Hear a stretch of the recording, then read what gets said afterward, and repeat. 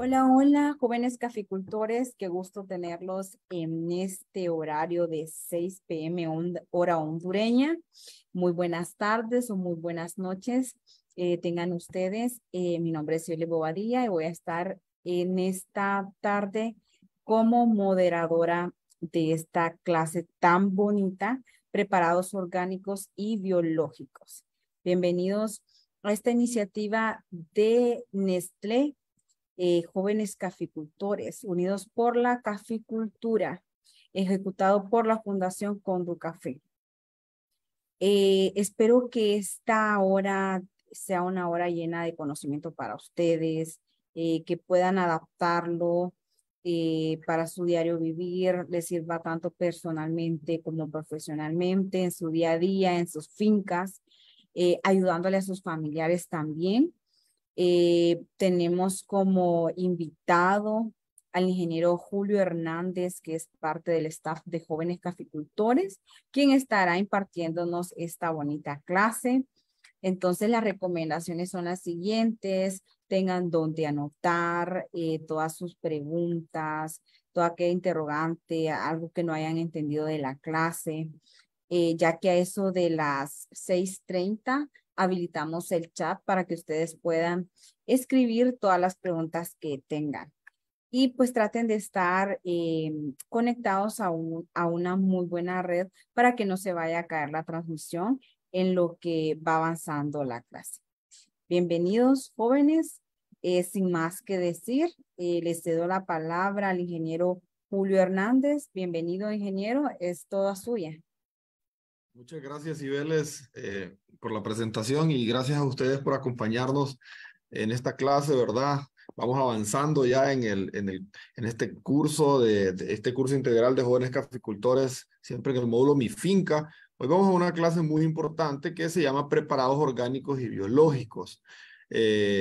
Así que preste mucha atención, tenga su libreta a mano para que haga sus anotaciones y posteriormente se le va a dar la oportunidad para que usted pueda hacer sus consultas, ¿verdad?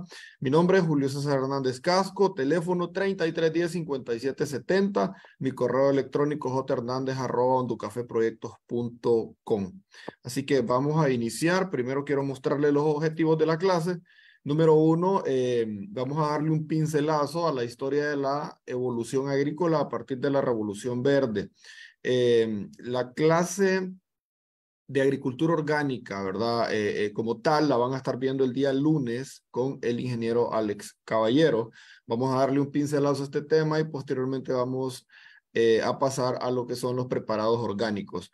Número dos, como objetivo número dos, tenemos conocer la diferencia entre agricultura orgánica y agricultura convencional. Y número tres, conocer los preparados orgánicos y productos biológicos, sus elaboraciones y posible aplicación en el cultivo de café.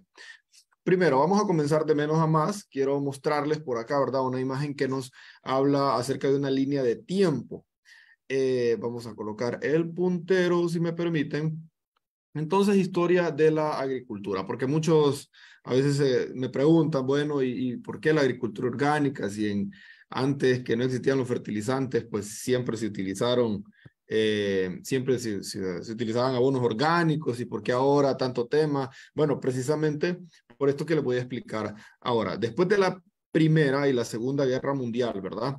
Que sucedió hace muchos años, surgió que pues el mundo quedó devastado, obviamente una gran hambruna, había una alta población, que de hecho si ustedes buscan un poquito y se remontan atrás en la historia, ustedes conocerán algo que se llama como la Edad Media, ¿no? Que es una etapa antes del descubrimiento de América, donde había poca gente en el mundo, relativamente en relación, por ejemplo, con la cantidad de personas que tenemos ahora. Habían alrededor de unas 500,000 personas, según algunos datos. Sin embargo, hoy tenemos 8,000,000,000 de personas. En aquel entonces unas 500 millones de personas, ahora unos 8,000,000,000 de personas. Es una diferencia extraordinaria.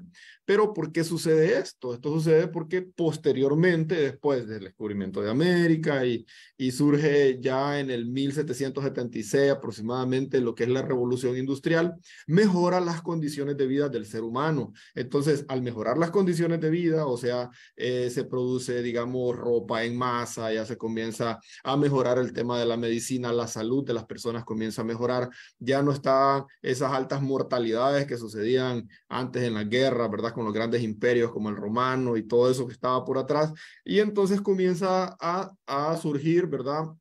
Una nueva calidad de vida para el ser humano, y esto pues lógicamente aumenta la demografía, que es el número de personas en un territorio. Y bueno, llega hasta ese año preciso, ¿verdad? De aproximadamente el año de 1940, después de la Segunda Guerra Mundial, ya como en el año de 1950, se quedó todo devastado, digamos, no había alimento, habían serios problemas, digamos, para suplir las necesidades nutricionales de las personas.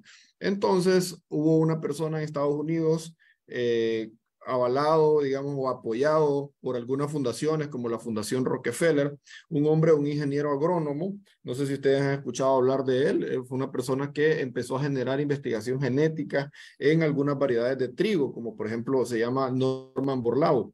Ese hombre investigó en trigo, investigó en maíz y también en arroz, y comenzó a hacer algo importante. Ellos dijeron, bueno, no tenemos alimento, la situación económica, la situación alimentaria del mundo está mal, tenemos mucha gente y no tenemos, los cultivos que tenemos no producen la cantidad de comida que se necesita, ¿verdad? Para poder alimentar a estas personas. Según algunos datos que se tienen de la FAO, se cree que en ese entonces había alrededor de un 40% de la población mundial. Imagínese usted que no tenían la cantidad de nutrientes necesarios para poder sobrevivir. Según datos de la FAO, se dice que el ser humano necesita unas 2.200 kilocalorías de energía al día y no se tenía esa cantidad. Pues estas investigaciones que se comenzaron a generar por medio de esta Fundación Rockefeller y otras fundaciones, otras organizaciones también en Estados Unidos, encontraron algo importante. Encontraron algunas plantas, ¿verdad? Que ellos mismos obviamente empezaron a hacer procesos de fitomejoramiento, producían más. O sea, ellos hicieron que estas plantas elevaran su producción. Y lo vieron obviamente muy bueno, ¿verdad? Lo hicieron en trigo, lo hicieron en arroz y lo hicieron en maíz. Y esto fue un impacto, fue un boom en la época debido a que pues solucionó un problema de producción que tenía Estados Unidos, llegó a triplicar o a cuadruplicar las cantidades de comida, y obviamente pues otros países comenzaron también a copiar lo que ellos estaban haciendo para que pues se incrementara la cantidad de alimentos. Y todo esto se veía positivo, obviamente, ¿verdad? Venían de una situación de producción baja, digamos, dos guerras que habían dejado el mundo casi devastado, y luego pues la población mundial había incrementado enormemente y no tenían alimento. Miren, para no entrar tanto detalle, no hacerles el cuento muy largo, así de forma sintetizada, sucede que cuando terminó este proceso, ¿verdad?, de investigación, se llegó a un impacto tan grande que se le conoció como Revolución Verde, es este periodo que está acá. Revolución Verde, debido a que fue, bueno, tan grande el impacto sobre la población mundial que del 40% de personas en el mundo que no tenían suficiente alimento, digamos, para poder vivir, se bajó a un 10%. Hoy en día no es que la situación, digamos, ya terminó, el problema de hambruna sigue en el mundo. Hay alrededor de unas 800 millones de personas, pero se bajó un 10%. O sea, hay alimento. Tal vez algunos problemas por ahí en continentes como África, ya por temas más geopolíticos, ¿verdad? Pero donde quiero entrar con ustedes es a comentarles que esto se veía bien y estaba interesante debido a que se elevó la producción y se mejoraron las condiciones, ¿verdad? Sin embargo, había algo que ellos no sabían, y era un enemigo silencioso que traía toda esta prosperidad o todo este incremento en la producción. ¿Qué enemigo silencioso era? Algo llamado cambio climático. Ellos no sabían que estas plantas, al generar obviamente una mayor producción, pues lógico, iba a ocupar un paquete convencional de fertilizante y de pesticida mucho más elevado, pero no sabían que esto iba a generar un impacto al medio ambiente. Con el tiempo, ¿verdad? Todo esto, pues obviamente fue bueno en el momento y así se mantuvo durante mucho tiempo. Ahora, cuando vamos al aspecto negativo, notamos, según algunos investigadores, ¿verdad? De años atrás, comenzaron a notar que algo pasaba. ¿Y qué era? Que ya los ciclos en la Tierra habían variado muchísimo, el tema de las estaciones, ¿verdad? Ya no llovía como digamos, ya no se mantenía esa frecuencia de lluvia que pasaba en años anteriores. Había variado muchísimo, o sea, llovía esporádicamente en unas zonas, cuando antes quizás se mantenía una distribución de las lluvias un poco más uniforme, posteriormente caían 800 milímetros de lluvia en un lugar, cuando esos 800 milímetros tal vez tenían que pasar durante todo el año y caían en un mes, para ponerles un ejemplo, ¿verdad? Entonces, se dieron cuenta que había un problema y generaron mucha investigación y se dieron, al final recayeron a que había que hacer un cambio. La industria había crecido muchísimo, también la producción en masa, entonces todo esto estaba llevando bastantes gases de efecto invernadero a la atmósfera que al final pues nos tienen en la situación que estamos ahora. Ustedes ya saben, ya les hemos hablado mucho acerca del tema del cambio climático y entonces pues los países decidieron hacer algo, ¿verdad? Y dijeron, no, vamos a tener que frenar esta situación. Países como China, que representan el 17 al 18% de las emisiones de CO2 a la atmósfera, Estados Unidos también y otros países por ahí que, lógico, tienen las industrias más grandes del mundo, ¿verdad? Producen enormes cantidades de gases de efecto invernadero. Tuvieron que reunirse y dijeron, bueno, vamos a ver, tenemos que hacer algo acá, sembremos árboles, disminuyamos las concentraciones de CO2 y se fueron sobre ese punto. Hoy en día, pues hay muchos tratados. En el 2017 se llevó a cabo una reunión, ¿verdad? Que le conocen como el Tratado de París, donde muchos países y muchas compañías grandes, enormes en el mundo, ¿verdad? Se comprometieron a disminuir las concentraciones de gases de efecto invernadero y también a sembrar árboles para ayudar a mitigar este tema del cambio climático, porque si no, para el 2100 no se sabe si vamos a seguir acá. Van a haber muchos cambios y el tema es que va a haber un desastre a nivel mundial si seguimos con esta tendencia tan marcada de las emisiones de CO2. Bueno, más o menos para que tengamos una idea del por qué surge el nombre de agricultura orgánica o también algo otros como por ejemplo tenemos aquí agricultura regenerativa, que es la que estamos hablando muchísimo por acá, ¿verdad? También existen otras como permacultura y por ahí algunos otros nombres que ustedes van escuchando, todas en pro del medio ambiente, para que podamos disminuir lo que es la agricultura convencional y meternos a una agricultura que concientice un poco más a la gente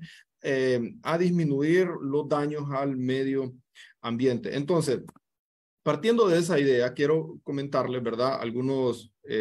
Quiero comentarles algunos conceptos acá. Por ejemplo, ¿qué es agricultura orgánica? Según la FAO, me gustó muchísimo este concepto que mencionan acá porque también tenemos el de agricultura convencional y obviamente ustedes pueden encontrar muchos otros de agricultura orgánica.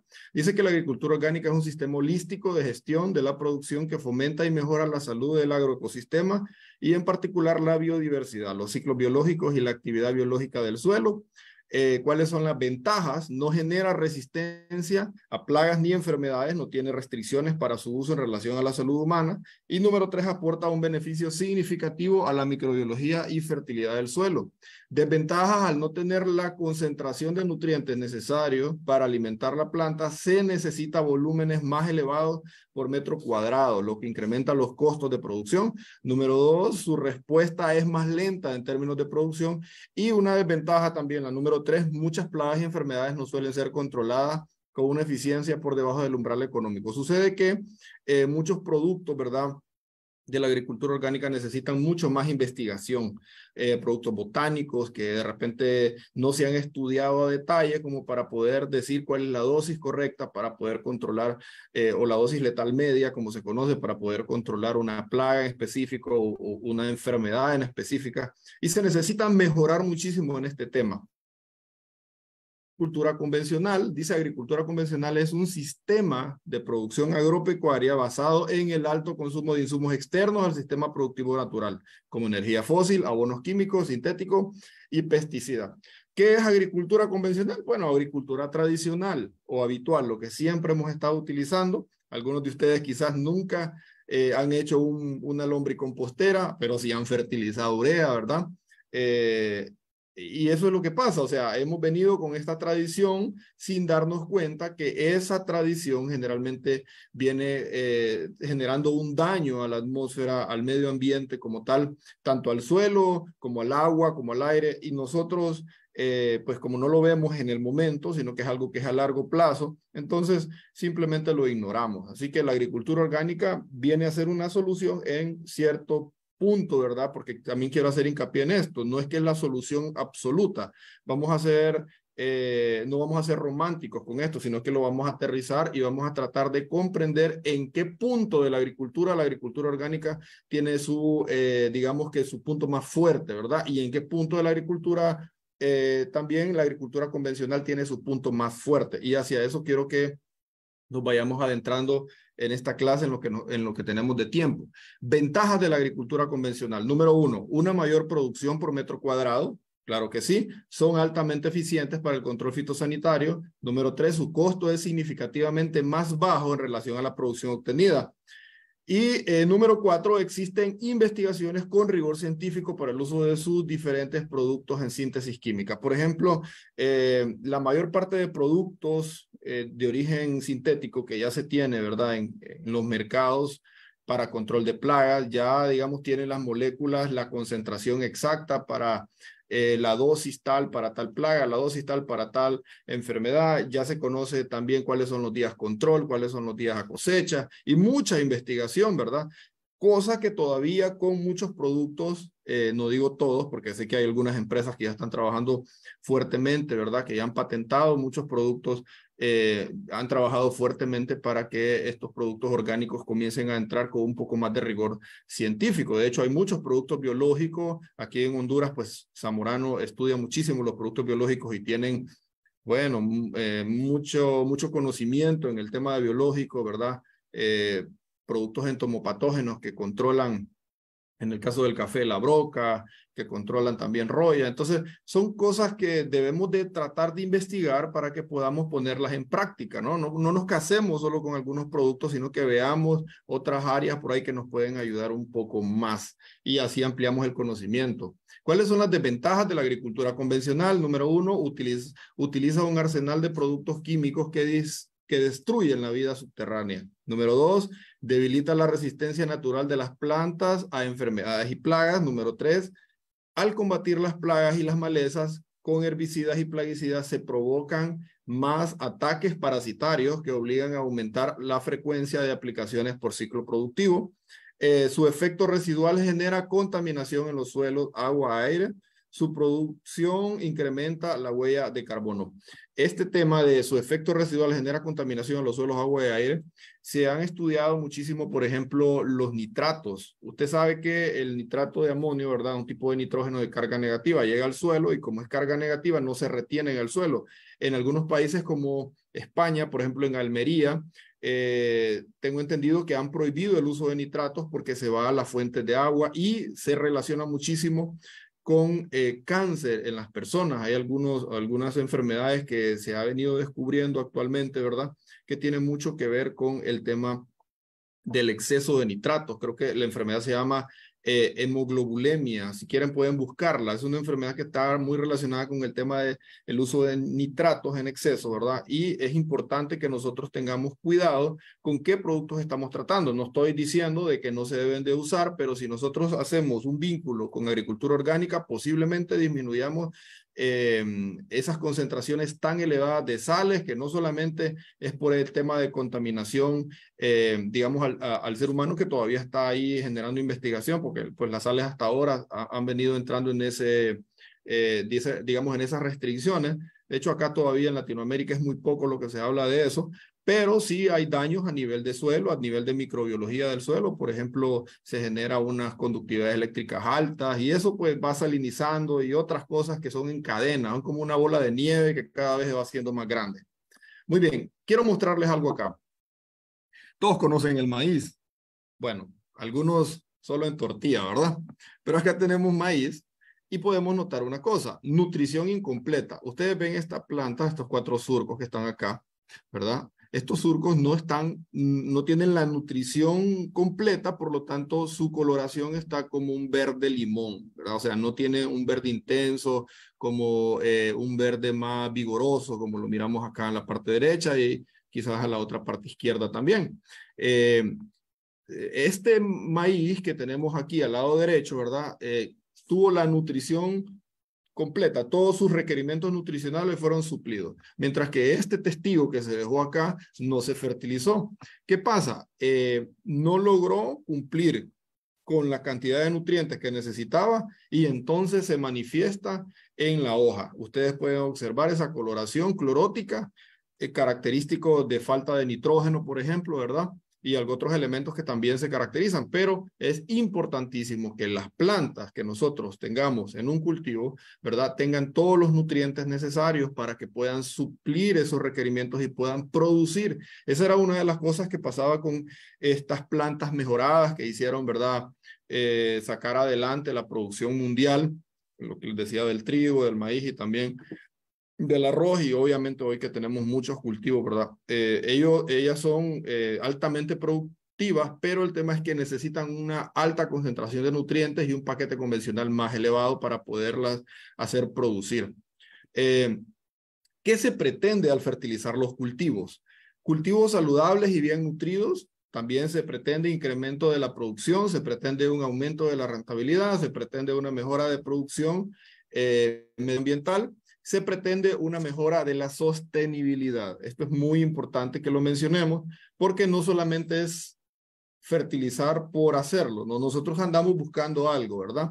Y yo creo que estos 5 puntos deberían de tomarse muy en cuenta a la hora digamos, de invertir en un cultivo para que nos sea rentable y para que pueda, digamos, sacarlo adelante.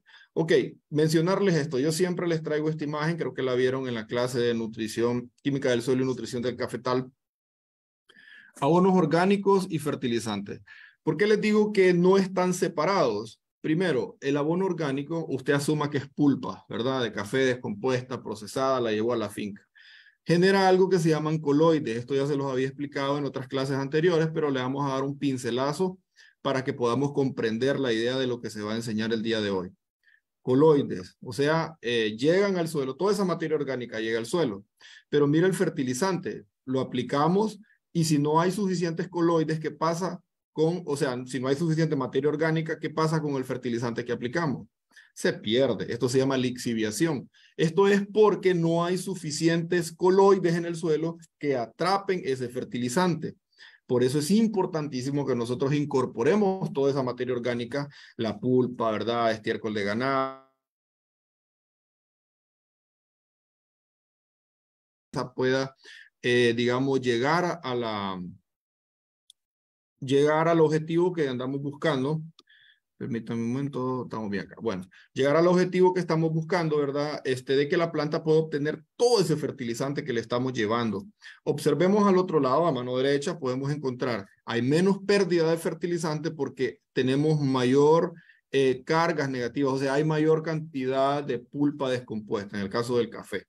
Al tener mayor cantidad de materia orgánica en el suelo, hay menos pérdida de fertilizante. Usted puede fertilizar todo lo que quiera, pero si su suelo no tiene esas condiciones que le acabo de mencionar, esto se llama capacidad de intercambio catiónico. No quisiera hablar mucho de términos complejos porque ya lo vimos un poco, ¿verdad? Pero sí, así se llama capacidad de intercambio catiónico. Si es bajo, que eso lo da los coloides del suelo, ¿verdad? En caso de la materia orgánica. Si es muy bajo, entonces fertiliza y el dinero lo botó porque llueve y se pierde, se lixivia, se va hasta capas más profundas y la raíz no lo puede encontrar. Pero en este escenario sí podemos observar que esta gente está aplicando materia orgánica y por lo tanto puede retener más cantidad de fertilizante y por lo tanto hay menos pérdida y la planta aprovecha más. Ok, algo que quiero enseñarles y es importantísimo que lo entendamos es requerimientos nutricionales para alto rendimiento. Cultivos como el café, palma, frijol, maíz, plátano, que son cultivos, digamos que típicos en Honduras, ¿verdad? Tenemos el café, por ejemplo, requiere de 130 a 200 kilos de nitrógeno por kilogramos por hectárea por año. Esos son los requerimientos, o sea, kilos de elemento por hectárea por año. De fósforo 35 a 50 y así sucesivamente para cada uno de ellos. quiero que hagamos un pequeño ejercicio y ustedes lo hagan ahí en su casa, si pueden, ¿verdad? Pueden dividir 130 entre 46%. Y les va a salir este dato, 282 kilos de urea. Para poder suplir estos 130 kilos de nitrógeno que ocupa la planta, el café, para producir, póngale, asuma usted 25 quintales oro por hectárea por año, posiblemente más, ¿verdad? Pero vamos a poner un ejemplo hipotético de 25 quintales oro por hectárea por año, 130 kilos de nitrógeno. Vamos a irnos al rango más bajo. Entre 46% le va a dar 282 kilos de urea. Eso es lo que necesita para suplir ese nitrógeno. Ahora, hágalo con fertilizante, con humus de lombriz. Y usted dice, bueno, 130 kilos de nitrógeno entre 1.5% le va a dar 8.667 kilos de lombricompost.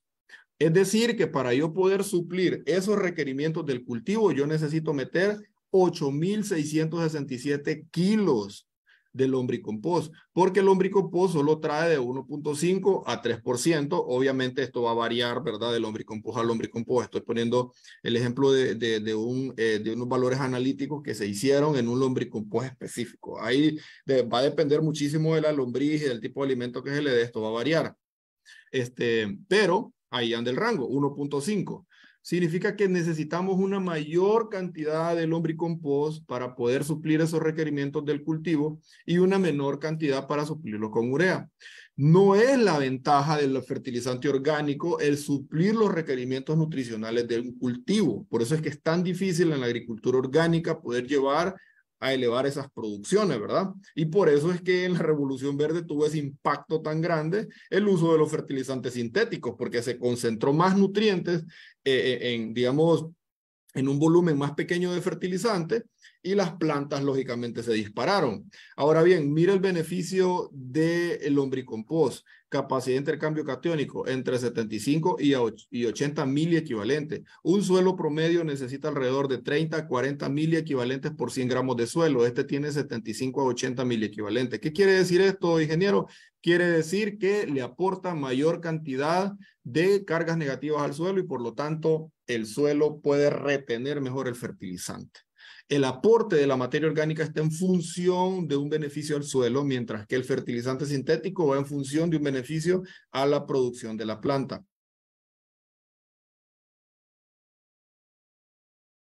Cultivos promueven la salud de las plantas, liberan proteínas, aminoácidos y otros compuestos por ahí, incrementan la absorción de nutrientes, liberan nutrientes para la nutrición de los cultivos, mejoran la estructura, almacenamiento y disponibilidad de agua de los suelos para los cultivos, reducen, vamos a ver, liberan nutrientes para la nutrición de los cultivos, mejoran la estructura, almacenamiento y disponibilidad de agua, reducen los efectos por salinidad, sequía, acidez de los suelos. Muy bien. Tenemos una pequeña gráfica, porque me interesa que comprendamos, ¿verdad? Hoy, cuándo debemos aplicar los abonos orgánicos. O sea, yo tengo un abono orgánico y pues normalmente estamos acostumbrados a aplicarlos cuando se nos da, como quien dice, la gana. Pues no tener ningún problema hacerlo en la finca. El abono orgánico siempre va a traer un beneficio. Pero para aprovechar, digamos, un calendario de fertilización, usted lo puede hacer conforme ese calendario de fertilización. La floración más importante es lo primero que tenemos que tomar en cuenta nosotros en el café. Desde la floración más importante, puede notar usted aquí, hasta los primeros 180 días, tenemos el 70% de consumo de los nutrientes. O sea, la planta se come de cada 100 libras de nutrientes que le metemos, 70 en los primeros 180 días, cuando está en la etapa de producción. Miren, ¿qué quiere decir? Que aquí tengo que distribuir ese fertilizante. Según el Manual de Caficultura Sostenible de ICAFE indica que la fertilización se debe hacer la primera a los 60 días, después de la floración, la segunda a los 120 días, porque es 60 días después de la primera, y la tercera 60 días después de la segunda, o sea, a los 180. Y ahí usted puede aprovechar y fertilizar también el abono orgánico. Muy bien, estrategias para uso de abono orgánico. Número 1, transición de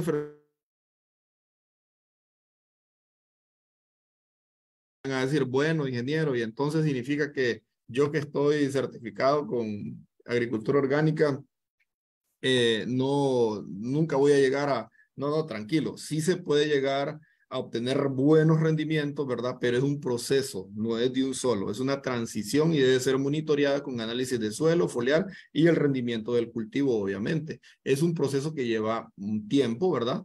La doctora Gloria Arévalo y el Carlos Gaugel, que son personas, son doctores en suelo, personas que tienen mucha experiencia en el tema, recomiendan que el primer año, el 50%, en el primer año se puede dividir los nutrientes, o sea, los requerimientos de los nutrientes del cultivo, 50% fertilizantes en sales y 50% orgánicos, o sea, la mitad, como el ejemplo que les puse ahí, la mitad urea y la mitad humus, para nitrógeno, obviamente, ¿verdad? Tenemos muchos otros nutrientes ahí.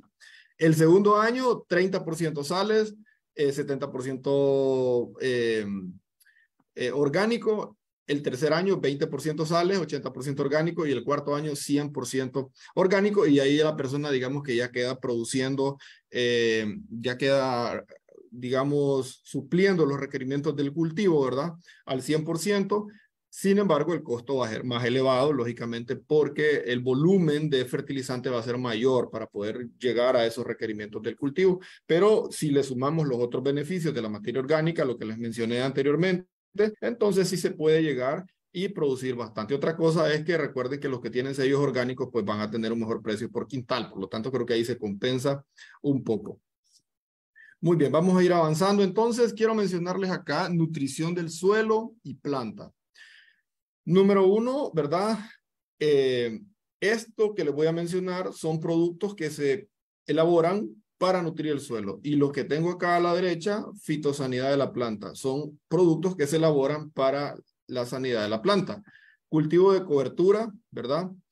Bocache, compost, multiplicación de microorganismos de montaña, lombricomposta, extractos botánicos, lixiviados, puede ser lixiviada de lombriz también. Hay algunos bioestimulantes, pero mire, si nos ponemos a hablar de todos, no salimos hoy, son demasiados.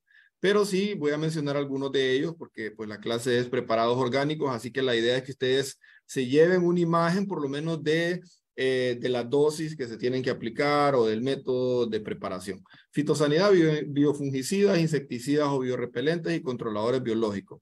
Primero voy a comenzar con los cultivos de cobertura. Algunos de ellos, como por ejemplo la mucuna, aquí tenemos la crotalaria, la braquiaria, desmodium, y hay muchos otros que ustedes han de conocer seguramente, ¿verdad? En sus fincas. Son cultivos que protegen el suelo. Yo los siembro, una ladera, ayudan a retener mejor el suelo y que cuando llueva no haya una erosión hídrica, ¿verdad? Que tanto daño hace en el suelo.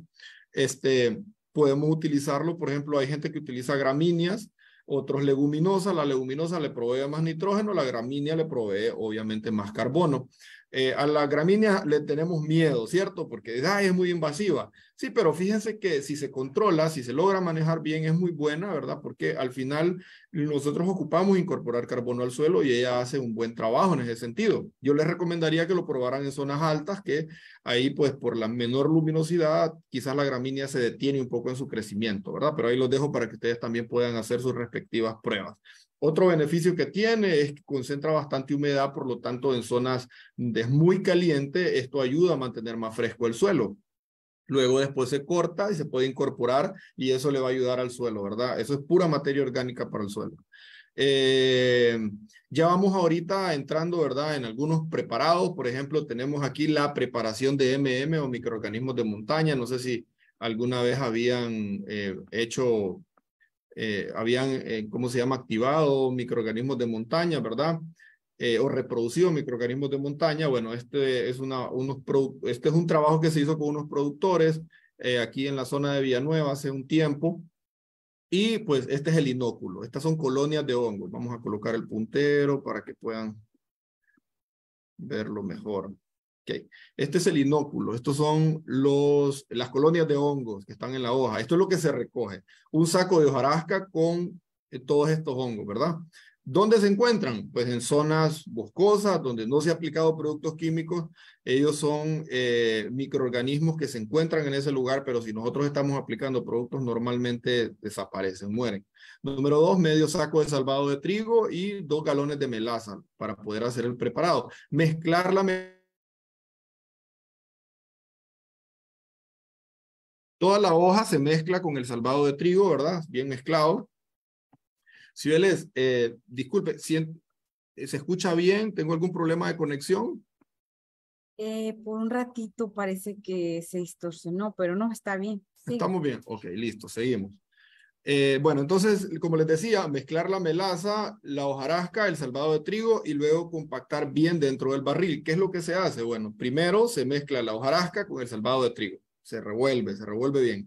Luego, usted mira aquí el productor que está metiendo la mano en un balde de 20 litros de agua, ¿verdad? Le echa la melaza, la revuelve bien, la diluye bien y luego se introduce como quien hace mezcla para pegar bloques. Se introduce dentro de la mezcla y se empieza a hacer una masa como para hacer harina, como para hacer tortillas, perdón. Entonces, usted lo empieza a mezclar y ¿cómo sabe si ya está o no está listo? Lo aprieta con la mano fuerte y si chorrea por el puño, esto se llama prueba de puño, entonces está demasiado húmedo. Y si usted abre la mano y no se le forma ningún pichinguito en la mano, sino que se le desborona, está muy seco. Una vez que ya está listo, lo que hacemos es que lo introducimos dentro de un barril, ¿verdad?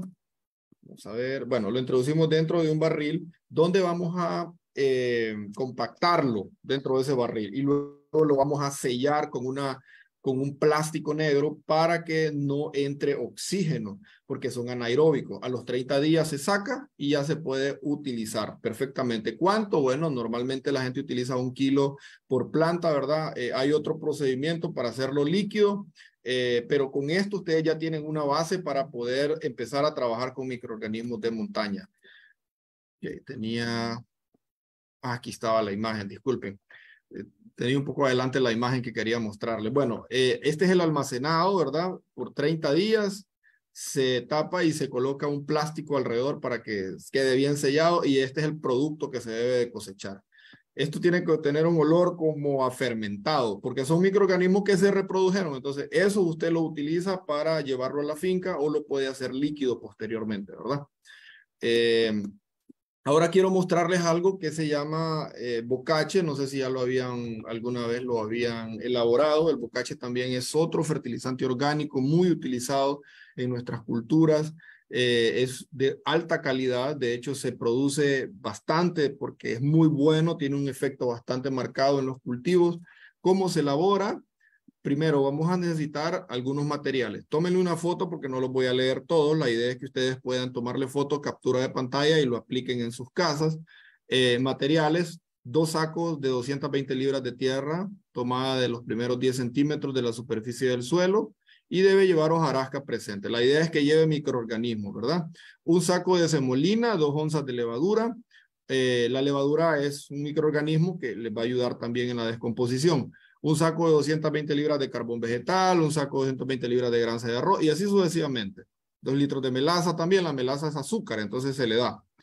Equipo, una pala ancha, un machete, 5 costales, un termómetro, que este es opcional. El machete básicamente es para poder verificar la temperatura. Si metemos el machete aquí en este bulto, ¿verdad? Que ya está, déjenme colocar el puntero nuevamente.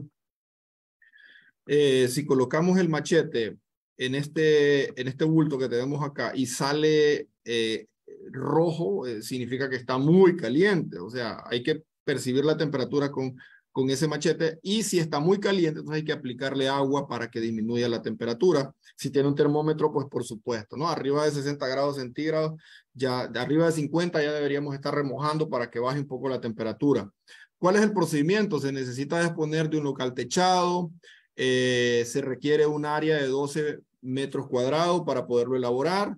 Todos los materiales a utilizar deben ser molidos o desmenuzados. El material se va colocando en capas como pastel, una capa sobre otra capa, ¿verdad?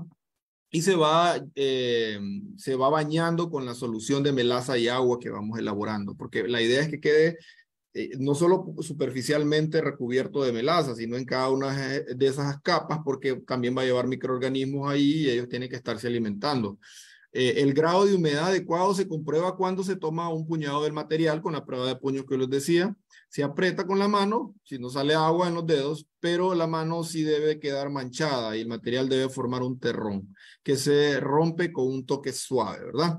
La última, una vez bien mezclado y con una buena humedad, el material se amontona, procurando que la altura del montón no exceda los 35 centímetros. Entonces, elaboramos, compramos todo el material, ¿verdad? Hacemos una mezcla, un gran pastel por cada una de las capas de la mezcla. Le vamos aplicando el agua con la melaza. Y luego que ya lo tenemos listo, ¿verdad? Unos 35 centímetros aproximadamente. El primer día lo dejamos así. El siguiente día tenemos que llegar y removerlo, porque eso va a generar una temperatura que usted no tiene idea. O sea, empieza a calentarse bastante. Entonces lo movemos para un lado, lo tiramos para un lado. Y en la tarde lo removemos para el otro lado. Usted va a comenzar a mirar cómo genera bastante vapor, ¿verdad? Pero obviamente es por la temperatura que genera unos microorganismos que se llaman termófilos, que elevan la temperatura. Y usted tiene que estarla controlando con agua para que vaya disminuyendo. Más o menos entre 15 y 22 días ya va a estar listo. Cuando ya está listo, ya obviamente la temperatura ya bajó, se utiliza 1 kilogramo por planta. La riqueza nutricional va a variar dependiendo de los materiales que usted consiga. ¿Y cada cuánto se puede aplicar? Bueno, según el programa de fertilización que le acabo de mencionar ahorita. Yo sé que usted ya le entendió a ese tema. Puede aplicarlo 60 días, puede aplicarlo a los 120 días y a los 180 días después de floración, ¿verdad? 1 kilo por planta y ahí se va. Mire, esto no es camisa de fuerza ni es que hacía rajatabla, es 1 kilo por planta, no. El abono orgánico normalmente no tiene un efecto negativo. Si usted aplica más, el suelo siempre lo va a absorber porque lo necesita. No es como el fertilizante sintético que en general si aplicamos un exceso sí podemos generar un problema en el suelo, ¿verdad? Pero en el caso de los abonos orgánicos no es un problema. Y acá tenemos el té de bocache que también se elabora a partir de ese bocache que acabamos de hacer, el que les acabo de mencionar, ¿verdad? ¿Cómo se hace? Se colocan 4 kilos de bocache en un saco. El saco se cierra bien con una amarra y se introduce en un barril con 36 litros de agua. Mire, aquí está el barril, el agua, los 36 litros, se coloca un palo y se introduce en un saco. Estas dosis pueden variar dependiendo de la cantidad de producto que se requiere. Lo importante es mantener las proporciones.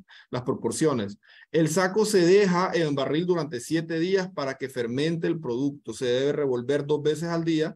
Se retira la bolsa y el líquido se filtra, ¿verdad? Entonces, aquí ya tenemos un té de bocache. ¿Cuál es la dosis que yo debo estar utilizando? Porque me dice, ya me enseñó cómo hacer el té de bocache, ahora ¿cuánto? Se van a utilizar 2 litros de té de bocache en 8 litros de agua. Se pueden aplicar inmediatamente a los cultivos sobre el follaje cada 10 días. Es como una especie de bioestimulante porque ahí lleva bastantes fenoles y algunos compuestos orgánicos que son de beneficio para la planta, ¿verdad? También bioestimulantes.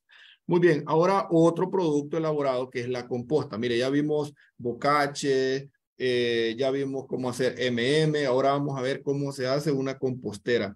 Este es más tradicional, de hecho en ciudad se hace muchísimo también, ¿verdad? Porque hay mucho desecho orgánico, se nos ha enseñado a clasificar desecho orgánico e inorgánico. Bueno, en un desecho orgánico, como en este que está acá, ahora tiene una gaveta solo para el desecho orgánico, se mete todos los residuos de cocina, se introducen. Entonces, para hacer una compostera se debe seguir los siguientes pasos. Seleccionar el lugar adecuado, preferiblemente con sombra y ventilación. Número 2, seleccionar los materiales que pueden ser pales de madera, baldes o recipientes plásticos. Construir la compostera uniendo los pales, haciendo agujeros en los recipientes y forrando el interior. Bueno, usar la compostera incorporando los residuos orgánicos por capas, alternando los húmedos y los secos y cortándolos en pedazos pequeños. Asegurar la humedad y la entrada de aire, removiendo la composta en cierto tiempo y regando si está muy seco. Sucede que tiene varias etapas. Digamos, aquí usted introdujo todo este material, pero ahí hay una etapa que se llama mesofílica, que es donde los microorganismos se adaptan. Mire, todo ese calor se genera debido a los microorganismos que están comiendo. Entonces ellos se adaptan. Luego una etapa que se llama termofílica, que es que los microorganismos termófilos, unos que están allá adentro, usted no los va a ver lógicamente, ¿verdad? Pero sí va a sentir porque la temperatura se eleva hasta 60 grados. Entonces esos son los que hacen que se pueda dañar, digamos. Ellos tienen, lógico, el beneficio de ellos es generar esas temperaturas, pero también si se nos pasa puede generar un daño en la compostera que estamos elaborando. Entonces, una vez que ya lo tenemos listo, que esto va a durar mucho tiempo, ¿verdad? Esto puede ser a 5 o 6 meses, a veces hasta un año, ¿verdad? Sin embargo, una vez que ya lo tenemos listo, ya lo podemos utilizar en la jardinería, en nuestros cultivos cerca, ¿verdad? Puede ser que lo lleve a la finca también. Ahora, aquí más o menos para que ustedes vean cómo es que se descompone esa materia orgánica. Si ustedes miran acá, empieza con un 70 o un 85% de agua. Mire, aquí está recién puesto. Entonces, acá asumamos que es ese mismo material que lleva un 85% de agua. Después de un mineralizado, o sea, todos esos microorganismos estuvieron trabajando hasta llevarlo aquí.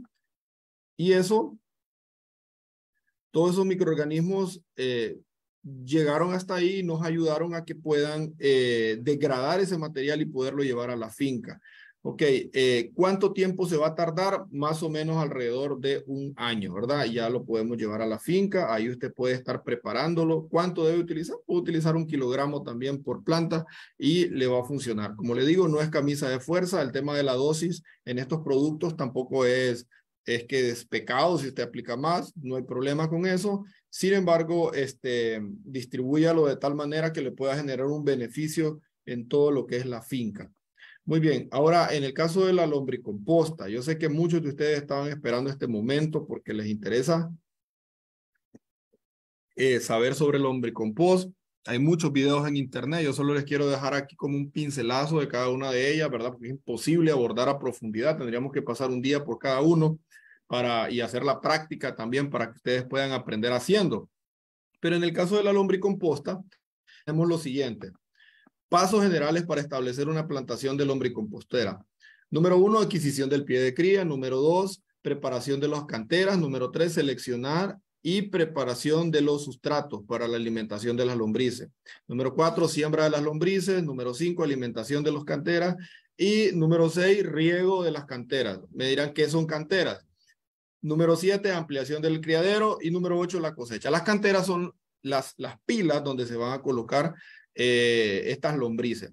¿Cómo se elaboran? El distanciamiento es, miren, es en base a la cantidad de lombrices. 1 kilo de lombriz, de esta lombriz que está acá, 1 kilo de esta lombriz por metro cuadrado. Vamos a ver un puntero por acá. Okay.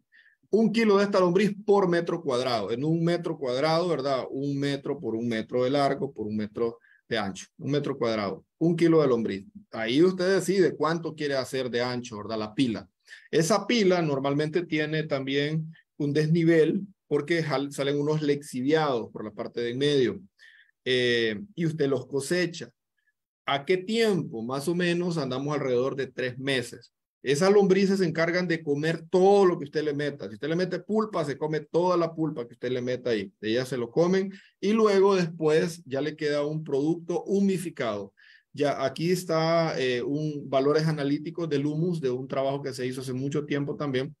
Y estos son los valores que le provee. Como le decía, genera una alta capacidad de intercambio catiónico en el suelo, ¿verdad? Es muy rico el humus realmente, ¿verdad? Para el cultivo, para el suelo, le genera muchos beneficios. ¿Cómo se cosecha? Bueno, la forma de cosechar es que a los 3 meses, cuando ya está todo el humus listo, uno coloca una malla en la esquina de la pila y cuando deja la lombriz unos 4 o 5 días sin alimentar, coloca pulpa o estiércol también o comida, ¿verdad? Como digamos desechos de cocina, orgánicos lógicamente, sobre esa malla y la lombriz se va a introducir en la malla a comer y usted saca toda la masa de lombrices y solo cosecha el humus y luego lo regresa y le vuelve a poner comida en la pila y así sucesivamente lo hace cada 3 meses y usted va a ir teniendo un material humificado buenísimo para trabajar. Datos importantes, tiene que tener una temperatura alrededor entre 15 y 24 grados centígrados porque la temperatura de la lombriz es de 19 grados centígrados. También es importante que el pH esté entre 6.5 y 7.5. Se puede ir regulando eso para que la lombriz se mantenga estable y estarla utilizando. Bueno, ¿cuánto puede utilizar? Bueno, usted puede utilizar allá 1 kilo, por ejemplo, por planta y usted va a ir viendo con el tiempo ese beneficio. El lixiviado, que es lo que se cosecha, es el exudado de la lombriz, esos líquidos se pueden almacenar también y es un buenísimo bioestimulante. Se utiliza 1 litro por cada 20 litros de agua y usted lo puede estar aplicando perfectamente a los cultivos, ¿verdad? Así parecido al té de bocache. Muy bien, bueno, esta era la imagen que les mostré. Ya para terminar, digamos, con estos preparados, tenemos algunas opciones botánicas que quiero que lo tomen en cuenta por acá, les va a servir muchísimo también. No son productos como para que usted los lleve a la finca, diga voy a aplicarlo para el control de broca, quizás son productos para insectos de cuerpo blando, infusión de ajo, infusión de cebolla, infusión de ruda, infusión de pichi. Elabórelo, este es muy bueno, este es a base de chile habanero, tiene capsaicina el chile, entonces eso hace como que sea más urticante, ¿verdad? Y tiene un efecto choque sobre mosca blanca y otros insectos por ahí, otros bichitos que andan por ahí molestando. Son productos muy buenos, me parece que los pueden utilizar, ahí están las dosis y está en la forma de la elaboración. Tenemos por acá también lo que son el caldo sulfocálcico. Este producto, muchachos, para roya, y el caso del caldo bordelés para roya y para antracnosis son muy buenos. ¿Se acuerdan que yo les mencioné que habían productos de contacto y productos sistémicos? Bueno, este es un producto de contacto. ¿Cómo se elabora? Aquí están las formas de elaboración. Cantidad para elaborar 20 litros de producto. Se coloca esos 20 litros, esta olla, a hervir y luego se coloca el azufre. Y cuando ya se está diluyendo todo el azufre, se coloca la cal y después se deja hirviendo. Cuando tiene un color como ladrillo, ya está listo. Dura como 1 hora más o menos. ¿Cuánta es la dosis? 2 libras por cada uno. Yo utilizo alrededor de medio litro por cada 20 litros de agua. Y es buenísimo para control de ácaros y para algunas enfermedades, mildio también, ¿verdad? Para sandía y otras cucurbitáceas. Es un producto muy bueno, se recomienda no utilizar en floración porque sí puede generar problemas de aborto, ¿verdad? Y digamos, si usted tiene una incidencia baja de roya, usted puede aplicarlo para proteger la hoja. El caldo bordelés es otro producto muy bueno. En 18 litros de agua colocamos 4 onzas de sulfato de cobre, 4 onzas de cal hidratada. Su frecuencia de aplicación se va a hacer conforme al calendario. Controla esporas de roya, antracnosis y aplicación de acuerdo al calendario. Por ejemplo, el sulfato de cobre se vierte sobre una pequeña cantidad de agua en un balde, como lo está haciendo acá el amigo, y después, mire cómo tiene protegida el rostro. De hecho, ustedes deben de utilizar un equipo de protección para hacer todos estos trabajos. Y en el otro balde, ¿verdad? En el otro balde de 20 litros tiene, digamos, con un poquito de agua, la cal, lo diluye, y luego el sulfato de cobre sobre la cal diluida en agua, ¿verdad? Y con esta cantidad, en esos 18 litros, usted con los 4 onzas de cada uno, usted ya lo puede ir a aplicar. No dejarlo para el siguiente día porque se oxida, sino que irlo a aplicar inmediatamente con la bomba. Muy bien, bueno, aquí que lo que les quería mencionar también, que una porcentaje de incidencia más baja, usted hace el muestreo, dice porcentaje de incidencia del menor al 5%, puede aplicar cualquiera de esos productos que les acabo de mencionar, ¿verdad? Que son productos de contacto. Esto P significa protectante, o sea, de contacto, y sistémico si usted gusta, pero en este caso puede utilizar estos productos que le mencioné, ¿verdad? El sulfato, el caldo Boldeés, este producto, el caldo sulfocálcico, y le va a servir muchísimo. Bueno, ya entrando en el tema de los biológicos, tenemos el Lecanicilium lecani, que es un controlador biológico por excelencia de la roya. Miren, Zamorano hizo una aplicación de este producto y tiene un efecto brutal sobre la roya. De hecho, se le comparó al ópera, que es uno de los productos que más se utiliza para el control de roya. Pueden conseguirlo con ellos. No voy a hablar de dosis, sí, de frecuencia de aplicación. Se puede hacer conforme a una aplicación de un fungicida normal, ¿verdad? Los 60 días, 90 días, 120 días, 180 días, hace el muestreo y decide si hace la aplicación. Precisamente así, y lo aplica y tiene un excelente control contundente. Miren, 53% a los 15 días después de aplicación, el ópera 49%, o sea, prácticamente anduvo a la par del ópera, en algunos casos hasta por arriba. Es un muy buen producto biológico. Tenemos también Metarricium, que es otro producto para el control, por ejemplo, de gallina ciega. También lo venden, ¿verdad? Es un control biológico muy bueno.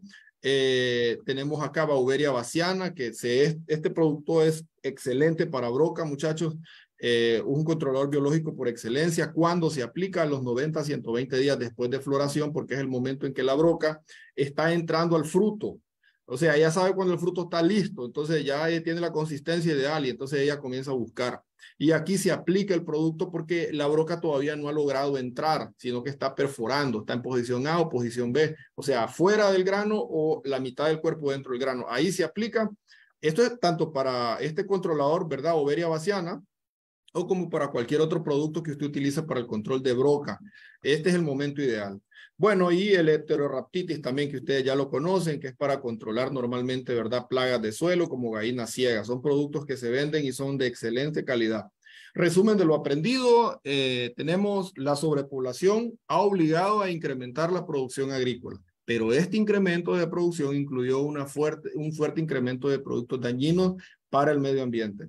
Número 2, los abonos orgánicos y fertilizantes en sales pueden trabajar en conjunto para mejorar la nutrición del cultivo. Los abonos orgánicos aportan pocos nutrientes, por lo tanto se necesitan mayores volúmenes para cubrir las necesidades del cultivo. Y el último punto, ¿verdad?, que quiero recalcar es los preparados orgánicos y productos biológicos deben ser aplicados conforme al calendario de muestreo, ¿verdad?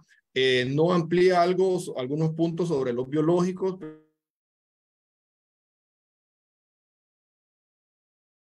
que pueden ser productos extraordinarios si ustedes los prueban, y no quise entrar en detalles, por ejemplo, de dosis, porque ustedes van a tener una relación directa con el proveedor y él les va a decir cuánto es la dosis y los métodos de aplicación de cada uno de ellos, ¿verdad? Así que, bueno, los dejo ahí con la incógnita para que ustedes investiguen más acerca de estos productos, que yo estoy seguro que les van a interesar muchísimo. Ingeniera Cibeles, no sé si tenemos preguntas por ahí, las podemos abordar ahora. Hola, hola, ingeniero. Muchísimas gracias por esta hora que nos compartió de conocimiento. Sí, hay algunos comentarios, algunas preguntas. Vamos a dar lectura a una de ellas. Diana Rodríguez. Según su experiencia, ¿cuál de esos abonos orgánicos en la práctica tiene mejor resultado? Bueno, muchas gracias. El lombricompost es muy bueno. Todos son buenos, pero el lombricompost es que, mire, la lombriz californiana, la Eisenia foetida, así se llama el nombre científico, tiene casi una fábrica dentro. O sea, ella, todo ese material que se come, lo transforma, casi lo deja como ácidos húmicos y fúlbicos. O sea, compuestos casi chiquititos en el suelo, ¿verdad? Que entre mayor cantidad de esos compuestos hay en el suelo, digamos que retiene más cantidad de nutrientes. Entonces, el lombricompost es, bueno, ustedes úsenlo, 1 kilo de lombriz por metro cuadrado, ustedes van a ver que la respuesta que se tiene, ¿verdad?, en los cultivos es buenísima. Yo he visitado muchas fincas en la zona de Occidente, en la zona centro, y lastimosamente nuestros productores a veces desechan la pulpa, no le dan un manejo, y yo les aseguro que si ustedes utilizan esa pulpa, se la dan a la lombriz californiana, esa pulpa les va a esa lombriz les va a transformar toda esa pulpa en una fuente de fertilizante orgánico extraordinario, que incluso algunos productores cibeles lo comercializan, o sea, no solamente lo producen para ellos, sino que también lo venden, ¿cierto? Es correcto, ingeniero, claro que sí. Hay muchos que emprenden con esos elaborados orgánicos. Así es. Tenemos otra consulta de Ernesto Gómez. Nos pregunta, ¿la hojarasca para preparar el abono orgánico debe ser de la misma finca donde se cultiva? Bueno, muy buena pregunta. Ok. Para la elaboración de los como ustedes vieron la hojita por allá, ¿verdad?, llena de colonias, así con ojo blancuzco. Normalmente esos hongos se encuentran en zonas donde no se han hecho aplicaciones de productos. Yo he ido a fincas donde no existe una sola pista de microorganismos de montaña, lastimosamente. Eso significa que ese suelo no está tan sano, ¿verdad?, como se desearía. ¿Dónde lo va a encontrar? En mayores cantidades, en zonas donde, digamos, zonas montañosas, donde no se ha sembrado algunos cultivos como monocultivos, ¿verdad? Por ejemplo, siembras intensivas de calabaza o siembras intensivas de cualquier cultivo en especial, donde se han utilizado grandes cantidades de agroquímicos. Ahí es difícil encontrarlo, pero si usted se va a la montaña, se va cerca, por ahí, o en la finca, puede ser que los encuentre también, ¿verdad? Hay fincas que de repente no han sido tratadas tan drásticamente con fungicidas o con productos químicos, y ahí las puede encontrar. Llegue a la finca, váyase abajo alrededor de la planta y busque ahí la hojarasca y revise lo que yo le acabo de decir, ¿verdad? Normalmente esas hojas con hongos están bien abajo porque la mayor parte de esos hongos son anaeróbicos, entonces ellos buscan lugares donde ellas puedan sobrevivir y puedan desarrollarse. Entonces, ahí lo va a mirar usted, son como unas pequeñas fibras, como filamentos, ¿verdad? Que se pegan en la hoja y usted dice, estos son los microorganismos de los que me hablaba el ingeniero. Se lo lleva y con eso usted ya puede empezar a trabajar. Gracias, ingeniero. Ya para finalizar, ya que se nos está acabando el tiempo, vamos a terminar con esta pregunta de Arnold Alvarado en FEB. ¿Se podría hacer un abono orgánico mezclando cáscaras de café, maracuyá, naranja, plátano, entre otras materias así para la producción de la planta? Un abono orgánico menciona. Ajá, un abono orgánico con los productos que le mencioné, que se puede elaborar un abono orgánico. Claro que sí, perfectamente. Les mencioné, bueno, eso ustedes lo pueden introducir en una compostera, ¿verdad? Y dejar que se descomponga. Con el tiempo, ese material va a transformarse en suelo, en un suelo humificado que usted lo va a llevar a la finca. Bueno, creo que aquí está la imagen para que puedan de nuevo apreciar, ¿verdad? Creo que por acá, aquí está. Ustedes pueden observar, aquí ¿qué miran? Puros desechos de cocina. Todos estos desechos de cocina, hay cebolla, hay ajo, hay de todo. Los microorganismos lo que hacen es que lo descompone. Y una vez que lo descompone, entonces se transforma en este material que está aquí a la par. Y eso usted ya lo puede llevar a la finca, lo puede llevar, digamos, a su jardín para aplicarlo ahí con sus plantas ornamentales, lo que usted quiera. Pero ya tiene un material, un fertilizante orgánico listo para usarlo. Gracias, gracias, ingeniero. Y hoy sí nos vamos con una pregunta que nos hace Denis, y es para finalizar. ¿Cómo identificó los microorganismos de montaña? Volvemos de nuevo. Vamos a observar acá la imagen para que podamos tener claro eso. Ok, aquí están. Pueden observar la hoja. Miran esta coloración blanca, ¿verdad? En la hoja, estos son colonias de hongos. Ahí hay cualquier cantidad de microorganismos, ahí hay bacterias fotosintetizadoras, activadoras de ácido láctico, Bacillus subtilis, ahí hay actinomicetos, levadura. Bueno, hay cualquier cantidad de microorganismos que se encuentran en el suelo, más de 80 especies de microorganismos y bueno, se encuentran en colonias, ¿verdad? Esta es la forma de buscar la hoja. Esta es la hojita que ustedes deben de buscar llena de esos honguitos ahí. Listo. Cuando ustedes lo llevan, ¿verdad? Hacen lo que les acabo de mencionar o lo que estamos haciendo acá con los productores. Primero, desmenuzamos toda esa hoja, le quitamos la fibra, le quitamos ramitas porque a veces vienen con ramas, todo ese material duro, obvio, si tiene hongos el material, pues aplíquelo ahí también. Y luego lo mezclamos con el salvado de trigo y con la melaza. ¿Para qué el salvado de trigo y para qué el azúcar de la melaza? Pues precisamente para alimentarlos. La idea es que ellos puedan alimentarse lo suficiente para que luego quede este material que tenemos acá para cosechar. Mire qué montón de microorganismos. A partir de ahí se hacen muchas cosas. Usted puede tomar de ahí 16 libras, meterlas en un barril con 200 litros de agua, ¿verdad? Taparlo y dejarlo durante 7 días y luego ese producto que sale, ¿verdad? O sea, 17 libras en un saco de esos normales que ustedes utilizan, de esos sacos blancos. Lo amarran bien, lo introducen con una piedra para que se hunda en un barril de 200 litros de agua durante 7 días y luego ustedes utilizan 1 litro por bomba de mochila y lo van aplicando como foliar a las plantas. O lo pueden llevar así como está, ¿verdad? En kilo, 1 kilo por planta y utilizarlo perfectamente. De hecho, se pueden hacer muchas cosas a partir de aquí. Hay productores que tienen amplia experiencia en esto, que les podrían ahondar aún más con el tema, pero esto es más que todo para que ustedes tengan una idea de qué es lo que se hace con ello. Muchísimas gracias, ingeniero, y ya cerramos y finalizamos la clase del día de hoy. Realmente estamos muy agradecidos. Hay muchísimos comentarios de jóvenes que están agradecidos por los conocimientos que ha brindado en esta clase y los saludan de diferentes países: Guatemala, Nicaragua, Bolivia, México, entre otros. Muchas gracias, jóvenes, por llegar hasta aquí con nosotros. Los invitamos la clase del día lunes, Agricultura Orgánica, con el ingeniero Alex Caballero, y les doy el espacio, ingeniero, para que nos podamos despedir. Feliz noche a todos. Bueno, muchas gracias, Cibeles, y gracias a ustedes por habernos acompañado, ¿verdad? Esperemos que todo lo aprendido en esta clase se pueda poner en práctica. La idea es que ustedes tengan un norte con los preparados orgánicos, ¿verdad? Sé que los preparados orgánicos deberían hacerse en una actividad porque es aprender haciendo. Ustedes puedan elaborarlo y asimismo sentir cómo se deben de preparar y luego utilizarse, lo mismo para los biológicos, pero si quieren ampliar un poquito más sobre este tema, abóquense también a las instalaciones o pueden llamar a la Universidad Zamorano. Ellos tienen un amplio conocimiento del tema de biológicos para que ustedes sepan cómo utilizarlo. Por mi parte, muchas gracias. En Jóvenes Caficultores siempre les recomendamos, ¿verdad?